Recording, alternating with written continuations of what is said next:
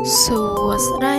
បងប្អូនទាំងអស់គ្នាថ្ងៃនេះយើងមកបន្តមេរៀនរំលឹកមេរៀនឡើងវិញជាមួយអ្នកគ្រូបន្តទៀតបន្តពីវីដេអូមុនអញ្ចឹងយើងចាប់ផ្ដើមបន្តពីអក្សរចរហូតទៅដល់អក្សរណជាមួយអ្នកគ្រូទាំងអស់គ្នាណាចាអ្នកគ្រូបាទអ្នកគ្រូ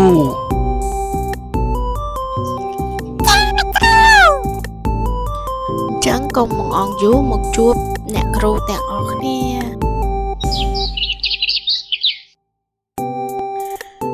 កូនទាំងអស់គ្នាតើសត្វនេះជាសត្វអ្វី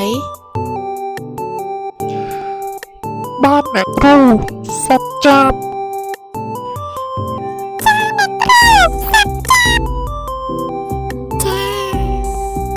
ចាល្អណាស់កូនទាំងអស់គ្នានេះគឺជាសត្វចាបតើសត្វចាបមានសូរដើមអ្វីខ្ញុំអ្នកគ្រូខ្ញុំ ឧត្តម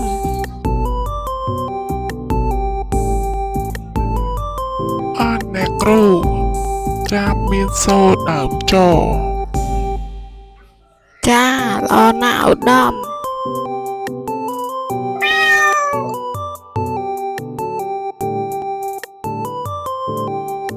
តើនេះជាសត្វអ្វីបងប្អូនទាំងអស់គ្នា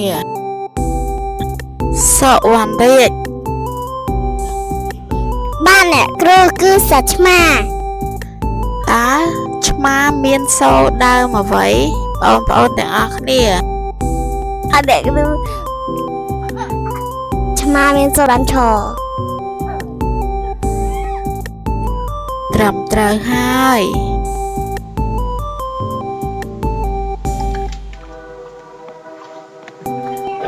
ចុះនេះជាសត្វអ្វីបងប្អូនទាំងអស់គ្នាសត្វជ្រូកអ្នកគ្រូចុះជ្រូកមានសូរដើមអ្វីចាអ្នកគ្រូជ្រូកមានសូរដើមច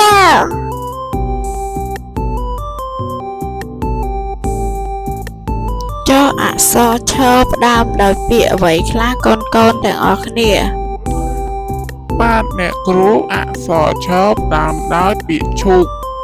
ឆ្លុះសត្វឆ្លុះចាត្រឹមត្រូវហើយអក្សរឈគឺមានពាក្យឈូកនិងឆ្លុះចុះអក្សរញផ្ដើមដោយពាក្យអ្វីខ្លះកូនចាអ្នកគ្រូអក្សរញគឺ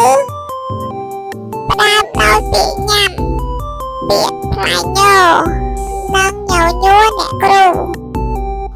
ចាឆ្លាតណាស់កូនទាំងអស់គ្នាអញ្ចឹងយើងទៅបន្តទៀត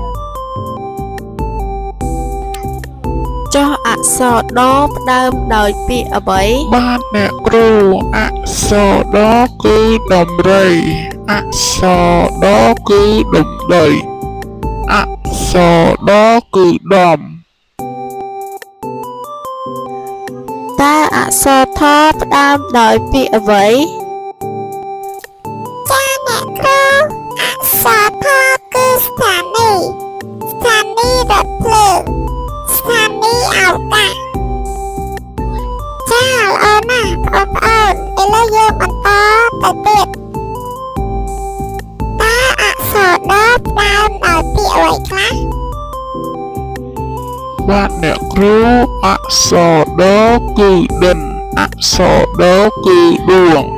អក្សរដគឺដកដឿ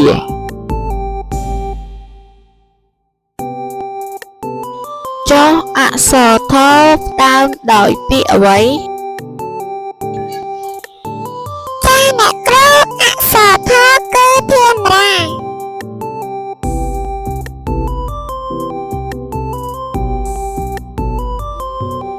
ចុះអក្សរណផ្ដើមដោយពាក្យអ្វីបាទអ្នកគ្រូអក្សរណគឺនរីអក្សរណគឺណាំវ៉ាអ្នកគ្រូចាល្អណាស់បងប្អូនទាំងអស់គ្នាបងប្អូនទាំងអស់គ្នាសុទ្ធតែឆ្លើយបានត្រឹមត្រូវទាំងអស់គ្នាអញ្ចឹងអ្នកគ្រូសូមបញ្ចប់ថ្ងៃ ថ្ងៃនេះត្រឹមអក្សរ N ជួបគ្នានៅវីដេអូក្រោយបន្តទៀត